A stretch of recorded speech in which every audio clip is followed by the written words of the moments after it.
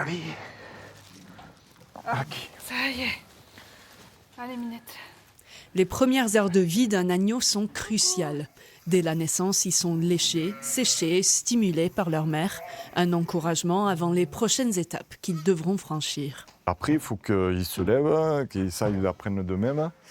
Et ensuite, il faut qu'ils testent du colostrum rapidement dans les 6 heures qui suivent la naissance.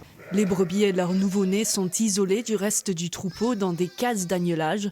Le but, faciliter le lien entre la mère et les petits, mais aussi l'allaitement. Et ce n'est pas toujours évident pour de si petits animaux. Cet agneau vient de trouver le téton de sa mère après un démarrage difficile. Ces agneaux, ils sont nés il y a pas hier soir, avant-hier soir.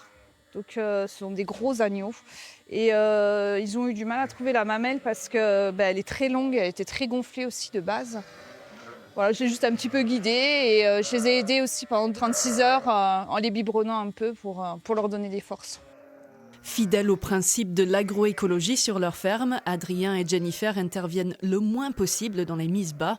Mais la période de l'agnelage reste tout de même chargée. Ils continuent à s'occuper de leurs 180 brebis laitières. Mais il me semble qu'il a tété quand même parce que... Tout comme les aléas de la nature, la période d'agnelage peut avoir ses hauts et ses bas.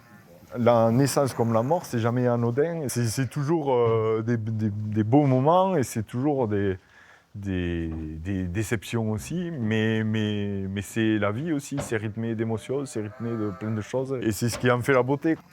Ce nouveau cycle ne fait que commencer pour Adrien et Jennifer. Plusieurs dizaines de brebis doivent encore mettre bas avant la fin du mois de février.